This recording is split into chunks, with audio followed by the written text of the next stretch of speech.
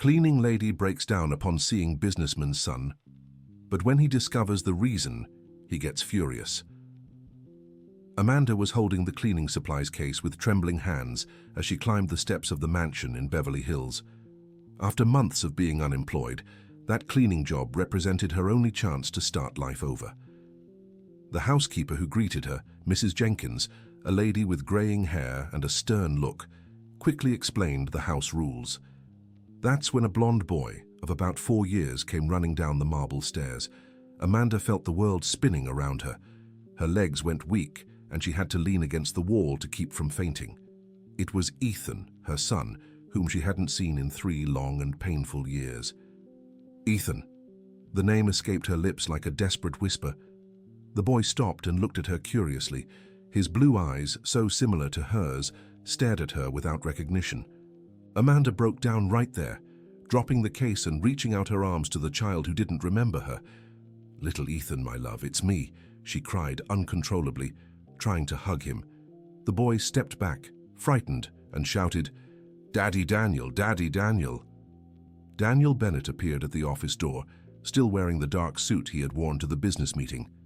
At 38 years old, the widowed businessman had built an empire in the real estate industry, but nothing had prepared him for that strange scene. He saw the new employee crying on the floor, trying to hug his adopted son. "What's going on here?" he asked authoritatively, positioning himself protectively in front of Ethan. Amanda quickly wiped her tears, making up some excuse. "I'm sorry, sir, it's just the heat made me dizzy. The boy looks a lot like my nephew." Mrs. Jenkins shook her head disapprovingly. "This is very strange, Amanda. I've never seen anyone react like that. Are you feeling better?" Daniel asked, still suspicious. Yes, forgive me, it won't happen again." Ethan hid behind his father's legs, but couldn't stop looking at Amanda. There was something familiar about that woman that intrigued him. Daniel decided he would watch the new employee more closely. He had security cameras all over the house and wouldn't hesitate to use them if necessary. Protecting Ethan was above anything else. In the following days, Amanda fought back tears while cleaning the toys scattered around the house. Every object she touched was a painful memory of when Ethan was a baby. The rocking horse she used to rock him on, the storybook she read to put him to sleep, the collection of toy cars she had bought with such sacrifice. Ethan began to follow her through the rooms, curious. When Amanda hummed a song while mopping the floor, the boy would stop to listen. "I know that song," he said one day, approaching her in the living room. Amanda felt her heart race. "It's a very old song, Ethan. Did your mother used to sing it to you?" "Mommy Rebecca used to sing it, but she left when I was very little. Now I only have Daddy Daniel." Amanda had to lean on the sofa. Rebecca? Who was Rebecca? Where was the woman who had raised her son all these years? "Ethan, tell me something. Do you remember your real mother?" she asked carefully. The boy shook his head. "Daddy Daniel said she didn't want me. That's why she left." The pain was like a stab in Amanda's chest. Daniel told Ethan that she had abandoned him. How dare he plant that lie in the child's head? Dear listener, if you're enjoying the story, please take a moment to like and especially subscribe to the channel. It really helps us who are just starting out. Now continuing. Mrs. Jenkins noticed the growing closeness between Amanda and Ethan. During lunch, she called Daniel for a private conversation. "Mr. Daniel, there's something very strange about the new cleaning lady." She acts strangely around the boy. "What do you mean, Mrs. Jenkins?" She keeps looking at him with a pained expression. And Ethan is acting differently too. Just yesterday I saw him playing and singing the same song she sings. Daniel felt a chill down his spine. He decided to confront Amanda that same afternoon. "Amanda, I need to speak with you. Mrs. Jenkins told me about your strange behavior around Ethan." "I don't know what you're talking about," Amanda lied, nervously wiping her hands on her blue uniform. "Stop pretending. From day one, you've been acting suspiciously around the child. Who are you?" "I'm just a cleaner who needs this job, Mr. Daniel." "Lies," he shouted, making Amanda step back. "I'll find out who you are, even if I have to hire a detective." That night, Ethan had terrible nightmares. He cried out for someone called Mommy Amanda in his dreams. Daniel ran to the room and found his son drenched in sweat, calling for a person who didn't exist in his life. Or did she? The next morning, Daniel decided to search through the files about Ethan's adoption. He was certain he had kept all the documents in the office safe. When he opened the folder, he found papers he didn't remember seeing before. A birth certificate listing Amanda Wilson Taylor as the biological mother. The cleaner's name. Daniel felt his blood boil. How dare that woman enter his home, pretending to be just an employee when she was actually the mother who abandoned Ethan. The same person who, according to the documents, had rejected the child because she couldn't raise him. Amanda was cleaning the library when Daniel appeared in the doorway holding the papers. "So, Amanda Wilson Taylor, are you going to keep lying to me?" Amanda paled when she saw the documents in his hands. "Mr. Daniel, I can explain." "Explain what?" "How you had the courage to abandon a child and then come back pretending to be a victim. How dare you infiltrate my home?" "I didn't abandon Ethan," Amanda shouted, unable to bear the accusation any longer. "I never abandoned my son." Son? Daniel was beside himself. "You lost the right to call him your son the day you gave him up for adoption." "I didn't give anyone up for adoption," Amanda cried desperately. "Michael, my ex-husband, forged documents saying I had abandoned Ethan, but I was hospitalized, sick, unable to fight for him. More lies. The documents are right here, signed by you. That signature is fake. Michael forged everything. He took my son from me when I needed help the most." Daniel didn't want to listen. Anger consumed him completely. "Get out of my house now, and if you come near Ethan again, I'll call the police." "Please, listen to me," Amanda begged. "I have proof that I was hospitalized when these papers were signed. Get out." Ethan appeared at the library door crying, "Why are you shouting? Why is Aunt Amanda sad?" Daniel picked up the boy and moved away from Amanda. "Let's go, Ethan. This woman won't be working here anymore." Amanda left the mansion heartbroken, but she wouldn't give up proving her innocence. She went straight home and searched through all the papers she had managed to save from her marriage with Michael. She found the medical documents proving her psychiatric hospitalization during the months when she supposedly signed away Ethan. She also found the letters she had written to Michael from the clinic, begging to see her son. Letters he never answered. The next day, Amanda returned to the mansion. Daniel didn't want to see her, but she shouted from the gate, "I have proof! I have documents that prove I didn't abandon my son." Mrs. Jenkins, who had always been a fair woman, convinced Daniel to listen to Amanda. "Mr. Daniel, if she has proof, you should at least look, for little Ethan's sake." Daniel hesitated but agreed. Amanda entered and spread the documents on the table. "Here are the hospitalization papers. I was sick with severe depression when Michael forged my signature. Here are the letters I wrote begging to see my son. And here is the medical report proving I wasn't in a condition to make legal decisions." Daniel examined the documents carefully. The dates matched. The medical stamps looked authentic, but he still had doubts.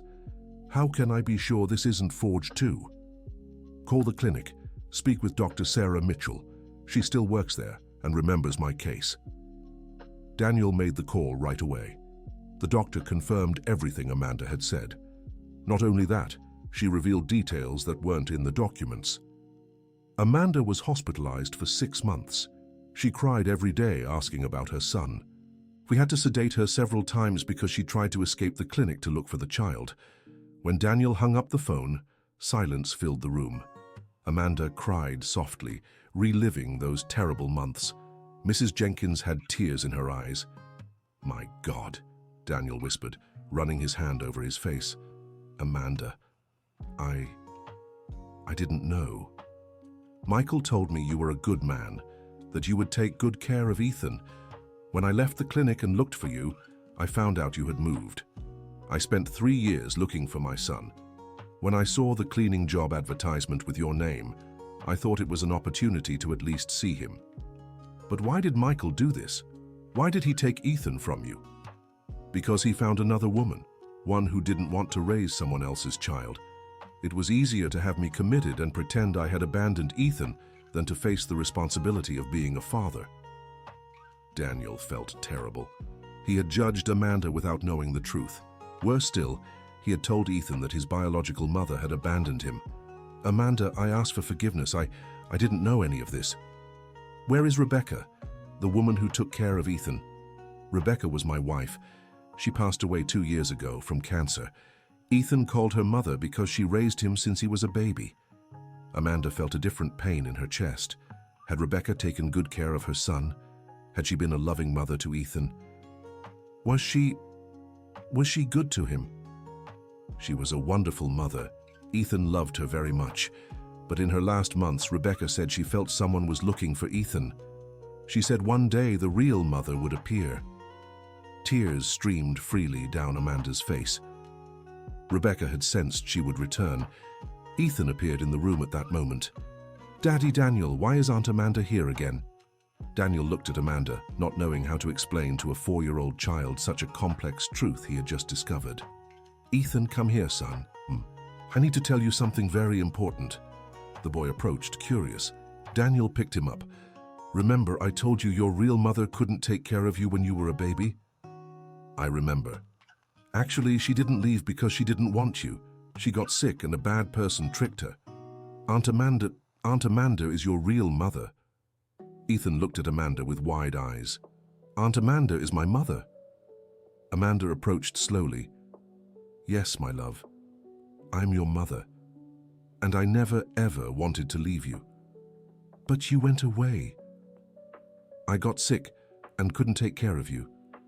But now I'm well, and I really want to be close to you, if you'll let me." Ethan looked from Amanda to Daniel, confused. "So I have 2 mothers, Mommy Rebecca and Aunt Amanda." "That's right, Ethan. You were lucky to have 2 mothers who loved you very much." Dear listener, if you're enjoying the story, please take a moment to like and especially subscribe to the channel. This helps us tremendously as we're just starting out. Now continuing, the boy climbed down from Daniel's lap and approached Amanda. "Will you sing the song I like because you're my mother?" "Yes, my love. I used to sing that song to you when you were just a little baby." Ethan hugged Amanda, and she felt as if the whole world had clicked back into place. After 3 years, she finally had her son in her arms. But the situation was complex. Daniel had raised Ethan as his own son. The child called him father and truly loved him as such. How would they resolve this situation? "Amanda," Daniel said carefully, "I understand your pain and know Ethan is your son, but he's also my son. I legally adopted him, raised him with Rebecca. I won't give him up." Amanda felt panic taking over. "Daniel, please, I've already lost 3 years of my son's life. I can't lose him again. And I can't just hand him over like that. Ethan has known me as his father for 4 years. Then what are we going to do?" Amanda was desperate. It was Ethan who, with childhood innocence, provided the answer. "Can both of you be my father and mother? Mommy Rebecca went to heaven, but now I have Mommy Amanda back." Daniel and Amanda looked at each other. The solution had come from the child's own mouth. "Ethan," Daniel said, "would you like Mommy Amanda to live here with us?" "Can she live here?" Ethan clapped his hands excitedly. "Amanda, I'd like to propose something. How about you move into the guest house on the property? That way Ethan can have both parents nearby, and you can gradually resume your role as mother." Amanda couldn't believe what she was hearing. You would do that for me?" "I'd do it for Ethan, and for Rebecca too. She always said the greatest gift a child can have is plenty of love. If Ethan can have 2 parents who love him, why not?" Mrs. Jenkins, who had been watching everything with emotion, approached. "Amanda, I ask forgiveness for having doubted you. If I had known the truth—" "It's all right, Mrs. Jenkins. You were protecting Ethan. I understand." Daniel extended his hand to Amanda. "Do you accept our proposal? We can raise Ethan together as an unconventional family, but a real family." Amanda shook his hand with tears in her eyes. "I accept, but I want to contribute. I don't want to be supported. I can work, study. You can resume your studies. We can talk about that later. What matters now is Ethan." In the following months, the Bennett family home transformed completely. Amanda moved into the guest house, but spent most of her time in the main house with Ethan and Daniel. Ethan flourished with multiplied love. He called Daniel Daddy and Amanda Mommy, and seemed to have naturally integrated both parental figures into his life.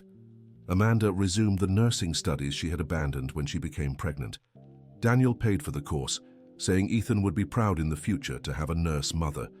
Sometimes Daniel would find Amanda crying in Ethan's room, watching him sleep. She was recovering 3 lost years, discovering how her son had grown, his habits, his fears, his joys. "He has nightmares sometimes," Daniel told her one evening, "ever since Rebecca passed away. But since you arrived, they've decreased significantly." "Daniel, may I ask a personal question?" "Of course. Do you feel angry with me for showing up and changing your lives?" Daniel thought for a moment. "At first, I did. I was afraid of losing him. But then I realized Ethan wasn't meant to belong to just one person. He needs plenty of love, and we both can give that to him. Thank you for taking such good care of him. Thank you for being a wonderful father when I couldn't be a mother. And thank you for bringing this incredible child into the world. Ethan is the best thing that ever happened to my life." One night, Ethan had a high fever. Amanda and Daniel took turns caring for him all night. At dawn, when the fever finally broke, both were exhausted, sitting side by side on the child's bed. "We make a good team," Daniel said softly. "We do," Amanda agreed. "I never thought it would be possible." "Amanda, can I tell you something?" Rebecca left some letters for Ethan to read when he got older. In one of them, she wrote that she hopes one day he finds his biological mother and that everyone can be a family. She wrote that? She did. Said love doesn't shrink when it's shared, it only grows. Amanda smiled through her tears. She really was a special woman. She was, and I'm sure she'd be happy seeing how everything turned out. 1 year after Amanda's arrival, the house had become a true home. Ethan had turned 5 and insisted on having a party with Mommy Amanda, Daddy Daniel, and Mommy Rebecca in heaven. Amanda had graduated from nursing school with the highest grades in her class. Daniel and Ethan were in the audience when she received her diploma. "Mommy, you looked so beautiful in your graduation gown," Ethan shouted, making everyone at the ceremony smile. Daniel felt proud of Amanda, as if she'd been family for decades. In a way, she was family now. That night after the graduation party, they were in the garden while Ethan played. "Amanda, I have a proposal to make," Daniel said. "What proposal?" "How about we make this crazy family of ours official? Not in a romantic sense," he hurried to clarify, "but legally. I'd like to adopt you as family too." Amanda laughed. "What do you mean?" "Well, we can make a document formalizing that we're co-responsible for Ethan. That we're an unconventional family, but a real family. This way, if anything happens to me, you automatically get full custody of him." "Daniel, that would be amazing. And there's one more thing. I'd like you to move into the main house. Ethan is getting bigger and wants both parents always around." "Are you sure?" "I am. We're family, Amanda. A different kind of family, but family." Dear listener, if you're enjoying the story, please take a moment to like and especially subscribe to the channel. It really helps us who are just starting out. Now continuing. 2 years had passed since Amanda had returned to Ethan's life. The boy was now 7 years old and attended the same private school he'd always gone to. He was a happy, well-adjusted child who showed no signs of confusion about his unique family setup. Amanda worked as a nurse at the local hospital, but always managed to arrange her schedule to pick up Ethan from school. Daniel continued running his businesses, but had learned to prioritize family more. One afternoon, Ethan came home from school with an interesting assignment. "Mommy Amanda, Daddy Daniel, the teacher asked me to make a family tree." Amanda and Daniel exchanged glances. How to explain to a 7-year-old boy that his family didn't fit traditional family tree patterns? "Ethan, our family is a little different from others," Amanda began. "You have 2 parents who love each other as family but aren't married. You have a mother in heaven and a mother here on earth." "Is that bad?" Ethan asked, worried. "No, my love, that's special," Daniel answered. "It means you have much more love than regular children." "Then I'll make a different tree. I'll draw Mommy Rebecca on a cloud, you 2 on each side and me in the middle." The child's simplicity always surprised them. Ethan had accepted his family reality without questions, naturally adapting to the situation. That night, after Ethan fell asleep, Amanda and Daniel were talking in the living room. "Sometimes I wonder if we did the right thing," Amanda said. "If this arrangement won't confuse Ethan in the future."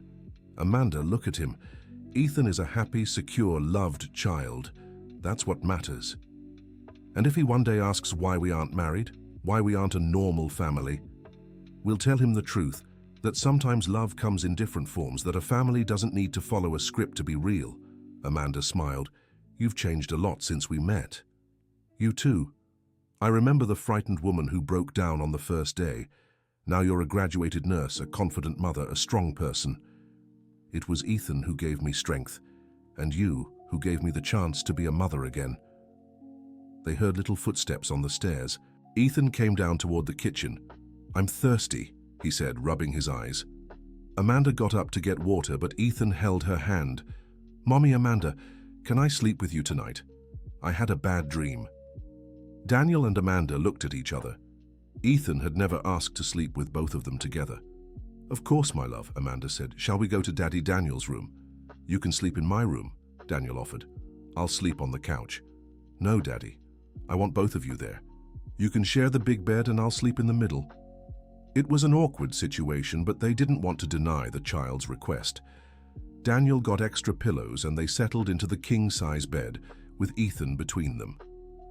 "Now I'm safe," Ethan said, holding both their hands. "When you're together, I don't have nightmares." Amanda and Daniel smiled at each other over the child's head. Perhaps that really was the perfect arrangement for all of them. The next morning, Ethan woke up early and drew the family. On the paper, there were 3 figures, 2 big ones and a small one in the middle, all holding hands. Above, a smaller figure on a cloud. "Look what a beautiful family we are," he said, showing the drawing. Amanda had tears in her eyes. "It's the most beautiful family in the world, Ethan." "And you know what?" Ethan continued. "I think Mommy Rebecca would be happy to see us like this." Daniel took the drawing and put it on the refrigerator. "I'm going to keep this drawing forever." "Why, Daddy?" "Because it shows that we managed to create something very special, a family made of love, not rules." Months later, on a Sunday afternoon, they were at the park near the house. Ethan was playing on the playground, while Amanda and Daniel talked on the bench. "Amanda, can I confess something?" Daniel said. "Of course. Sometimes I wonder what it would be like if we had met under different circumstances. If you weren't Ethan's biological mother, if I weren't a widower." Amanda looked at him curiously. "What would it be like?" "I think we'd get along very well. You're an amazing person, Amanda. Smart, brave, caring. Daniel, you're a special person too. Ethan was very lucky to have you as a father. Do you think in the future, when Ethan is older, we could think about, I don't know, trying something beyond just being family because of him?" Amanda felt her heart race. It was a question she sometimes asked herself too. "I don't know, Daniel. Our situation is complicated. What if it didn't work out? Ethan would be the one who suffered the most." "You're right. His well-being comes first." Ethan ran to them at that moment. "Daddy, Mommy, did you see how I managed to climb the big slide by myself?" "We saw, champ," Daniel said, picking him up. "You know what? I was thinking..." "Thinking about what, my love?" Amanda asked. "Do you two like each other?" Daniel and Amanda blushed.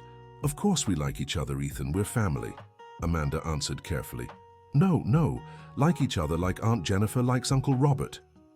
They keep kissing and doing those things that grown-ups in love do. Daniel nearly choked. "Ethan, where did you learn these things?" "At school. My little friend Ryan said his parents date inside the house." "Do you two date?" "No, my love. Daddy Daniel and I are friends who take care of you together. But could you date if you wanted to?" Amanda and Daniel exchanged glances. "Why are you asking this, Ethan?" Daniel questioned. "Because it would be cool if you were married. Then I'd be sure you'd never split up." The child's innocence touched both adults deeply. Ethan was afraid his family would fall apart. "Ethan," Amanda said, kneeling down to his level, "we will never split up. Even if we aren't married, we will always be your family.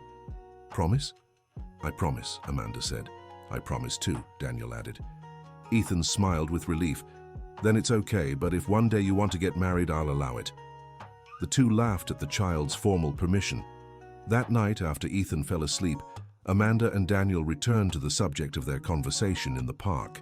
Daniel, about what you asked earlier. Amanda, forget it. I shouldn't have brought it up.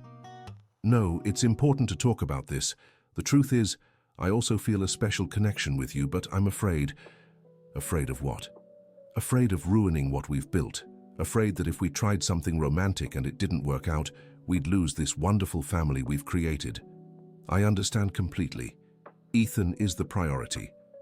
But, Amanda hesitated, let's not pretend there's nothing between us. There is. There is, Daniel agreed. But like you said, we can't risk Ethan's well-being. What if we waited? If we let our feelings mature naturally without pressure? What do you mean? We continue being a family, being friends, taking care of Ethan together. If something is meant to happen between us, it will happen naturally, in due time. Daniel smiled. I think that's a wise idea. After all, we're in no hurry. We have a whole life ahead of us. Exactly. And who knows, a few years from now, when Ethan is more mature, we might reconsider. Agreed then. Family first, always. Always. They hugged, a family hug, full of genuine affection and a silent promise that, no matter what the future brought, they would always protect the boy who brought them together. 5 years had passed since that conversation in the park. Ethan was now 12 and a smart, articulate preteen. The family remained strong and steady, facing the normal challenges of raising a child together. Amanda had specialized in pediatrics and worked at the best hospital in the city. Daniel had expanded his business, but always maintained a balance between work and family. Ethan continued to be a happy child, but now showed more curiosity about his family history. Mommy Amanda, can I ask a question about my biological father? Amanda felt her stomach tighten. She knew this day would come. Of course, my love. What do you want to know? Where is he? Why did he never come to meet me? Amanda took a deep breath. She and Daniel had talked about how to approach this when the time came. Ethan, your biological father did some very bad things. He lied and kept me away from you when you were a baby. He disappeared after that. Was he a bad person? He made poor choices, my love. But that has nothing to do with you. You are a wonderful person. Do you think he might come back one day? Daniel joined the conversation. Ethan, even if he came back, nothing would change. You have a family now. A family that loves you and will never abandon you. I know, Daddy. I was just curious. I don't want to meet him. You are my real parents. Amanda felt immense relief. Ethan was mature enough to understand that family wasn't just about blood ties. That same year, something unexpected happened. Michael, Amanda's ex-husband, showed up in town. He was in a difficult situation, unemployed and alone. One day he appeared at the house door. Amanda? He said upon seeing his ex-wife answer the door. Amanda felt all the bad memories come back at once. What do you want here, Michael? I came to see my son. Your son? Amanda almost shouted. You lost the right to call him your son when you forged documents to take him away from me. Daniel appeared behind Amanda. Who is this man? It's Michael, the ex-husband who destroyed my life. Michael looked at Daniel. You must be the guy who ended up with my son. Ethan is not your son, Daniel said firmly. You gave up on him a long time ago. I have rights. I'm the biological father. Rights? Amanda was furious. What rights? You forged my signature, had me committed by force, lied about me to get custody, and then gave my son up for adoption. I was desperate. The woman I was with didn't want to raise the boy. And where is that woman now? Daniel asked. She left me, took all my savings and disappeared. Amanda shook her head in disbelief. So now that you're alone and broke, you want to come back into Ethan's life? He is my son by right. Ethan appeared behind his parents, curious about the argument. Who is this man? Michael looked at the boy and his eyes filled with tears. Ethan, my God, how you've grown. Ethan hid behind Daniel.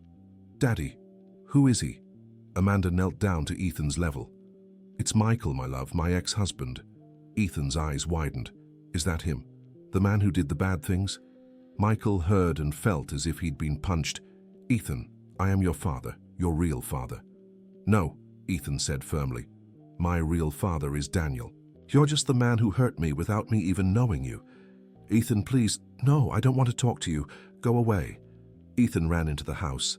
Daniel turned to Michael. You heard what he said. Leave and don't come back. You turned my own son against me. We did? Amanda exploded. You're the one who planted hatred where you should have planted love. You're the one who lied and manipulated. Now face the consequences. Michael tried a few more arguments, but it was clear that Ethan didn't want any contact with him. After an hour of arguing, he left, promising to return with a lawyer. But Michael never showed up again. Maybe he realized he had definitely lost his son, or maybe he found other priorities in life. Ethan was shaken by the encounter, but after talking with Amanda and Daniel, he managed to process the situation. Mommy Amanda, Daddy Daniel, do you think I'm a bad person for not wanting to know my biological father? Of course not, my love, Amanda replied. You have the right to choose who you want in your life. And family isn't just about blood, Daniel added. It's about who loves you, takes care of you, protects you. And we will always do that. Thank you for protecting me from him, Ethan said. I love you. We love you too, Ethan. More than anything in the world. End of story. So, dear listener, what did you think of this emotional story? Do you think Amanda and Daniel made the right decisions? Do you believe that love is truly more important than blood ties when it comes to family? Tell us in the comments which part of the story moved you the most and where you're watching from. If you have any similar experience to share, leave your message with sincere words.